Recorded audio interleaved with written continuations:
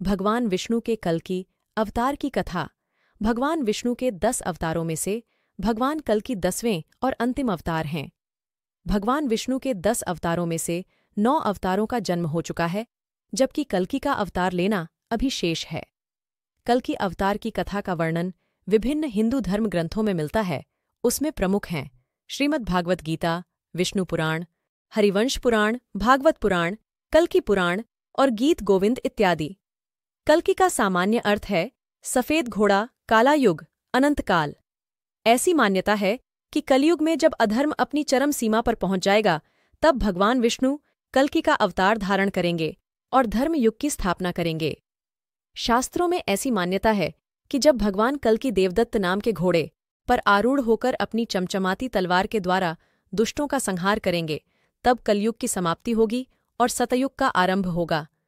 विदित हो कि भगवान श्रीकृष्ण के बैकुंठ जाने के बाद कलयुग की शुरुआत हुई थी। पुराणों में वर्णित कल्कि अवतार की कथा। कल्कि पुराण में वर्णित कथा के अनुसार जब कलयुग में धर्म की हानि अपने चरम पर पहुंच गई, तो देवता गण परेशान हो गए। दुखी होकर सभी देवता ब्रह्मा जी के पास गए। ब्रह्मा जी उन सभी देवताओं को लेकर भगवान विष्णु के पास गए और उन्हें देवताओं के दुख की गाथा कही। उनके दुख को सुनकर भगवान विष्णु ने कहा कि मैं संभल ग्राम में विष्णु यश के यहाँ उनकी पत्नी सुमित के गर्भ से उत्पन्न होऊंगा। मेरी प्रिया लक्ष्मी सिंहल दीप के महाराज बृहद्रथ की रानी कौमुदी के गर्भ से उत्पन्न होगी। उसका नाम पद्मा होगा। मरु और देवापी नामक 2 राजाओं को भी पृथ्वी पर उत्पन्न करूंगा। कल्कि पुराण में वर्णित घटनाएं अभी घटित नहीं हुई हैं, बल्कि यह कलयुग और सतयुग के संधिकाल में घटित होंगी। लेकिन कल्कि अवतार की कथा का वर्णन इस रूप में किया गया है जैसे यह घटित हो चुका है। भगवान कल्कि कौन है? भगवान कल्कि का जन्म श्रीमद् भागवत महापुराण के 12वें स्कंद में भगवान कल्कि के संबंध में कहा गया है कि संभल ग्राम मुख्यस्य ब्राह्मणस्य महात्मनः भवने विष्णुयश सह कल्कि प्रादुर्भविष्यति।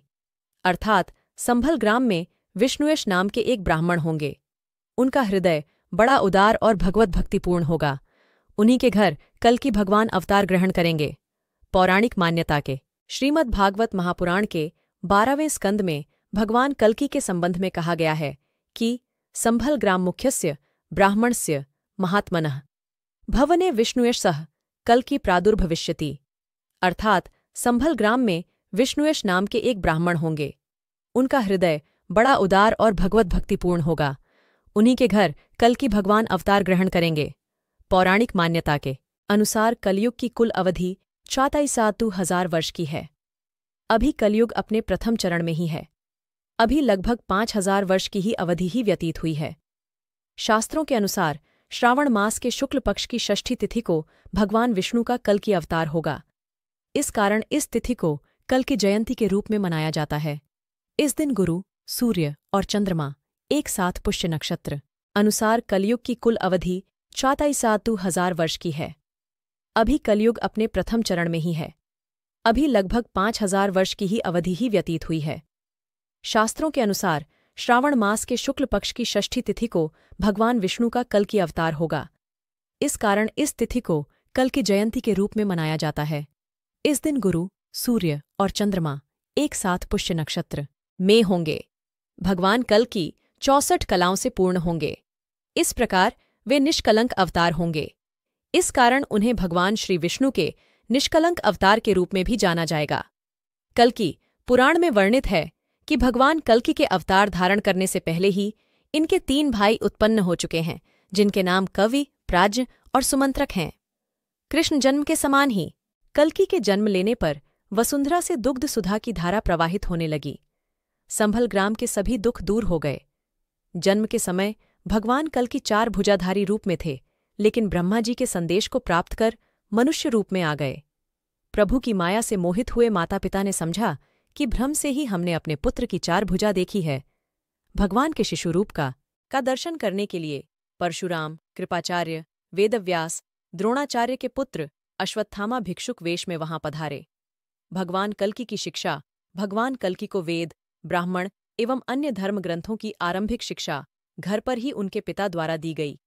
उपनयन संस्कार के पश्चात भगवान कल्कि शिक्षा ग्रहण करने के लिए महेंद्र पर्वत पर स्थित भगवान विष्णु के छठे अवतार परशुराम के आश्रम गए। वहां भगवान परशुराम ने अपना परिचय देते हुए कहा, मैं भृगु वंश में उत्पन्न महर्षि जमदग्नि का पुत्र वेदांग के तत्व को जानने वाला धनुर्विद्या विशारद परशुराम हूँ। परशुराम जी से वेद की शिक्षा प्राप्त करने के बाद भगवान कल्कि ने धनुर्वेद और गंधर्व वेद की भी शिक्षा ली। जब भगवान कल्कि ने 64 कला विष्णु के छठे अवतार परशुराम के आश्रम गए, वहां भगवान परशुराम ने अपना परिचय देते हुए कहा, मैं भृगु वंश में उत्पन्न महर्षि जमदग्नि का पुत्र वेदांग के तत्व को जानने वाला धनुर्विद्या विशारद परशुराम हूँ। परशुराम जी से वेद की शिक्षा प्राप्त करने के बाद भगवान कल्कि ने धनुर्वेद और गंधर्व वेद की भी शिक्षा ली।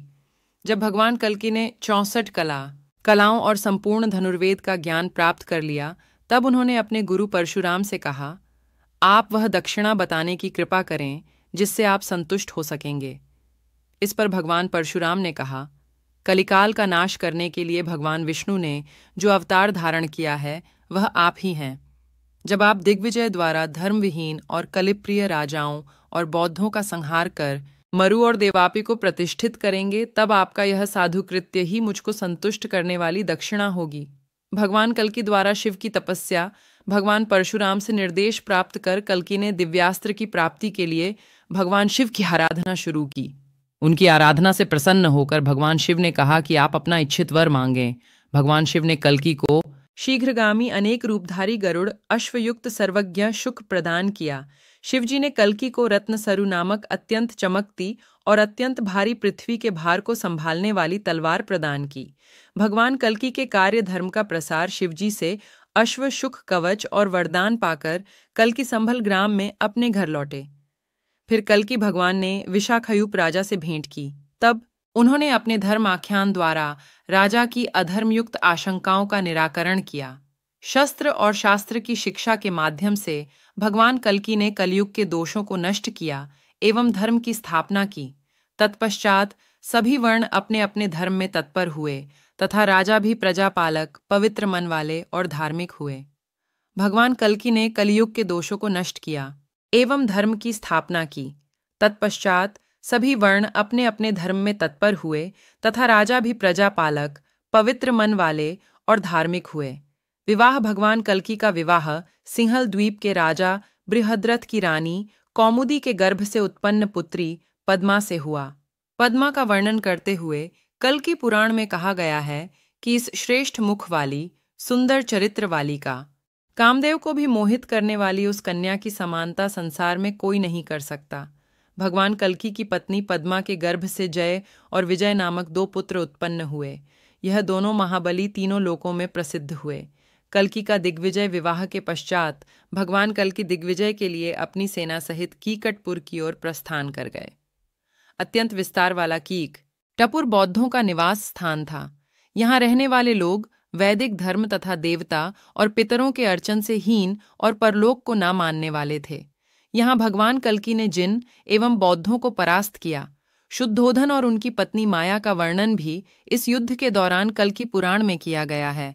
यहाँ उन्होंने बौद्धों को पुनः वैदिक धर्म में दीक्षित कर मुक्ति प्रदान की। इसके पश्चात भगवान कल्कि हिमालय की ओर बढ़े। वहां उन्होंने कुथोदरी नाम की राक्षसी एवं उसके 5 वर्षीय पुत्र विकज का वध किया। कल्कि पुराण में भगवान कल्कि के हरिद्वार में मुनियों से मिलने का वर्णन है। इस पुराण में सूर्यवंश एवं चंद्रवंश का वर्णन किया गया है तथा सूर्यवंश के प्रसंग में भगवान श्री राम के चरित्र का वर्णन किया गया है। इसमें सूर्यवंश के मरु और देवापी का युद्ध के लिए आगमन, अत्यंत विकराल कोक विकोक का वध, कल्कि भगवान की भल्लाट, नगर यात्रा, शय्याकरण आदि से युद्ध, शशिध्वज कल्कि जी का संग्राम और सुशाता द्वारा भक्ति एवं कीर्तन की कथा कही गई है। इसमें भगवान कल्कि के रमा से विवाह का प्रसंग भी आया है। इन क्रियाओं के निष्पादन के बाद भगवान कल्कि वैकुंठ गमन कर जाते हैं।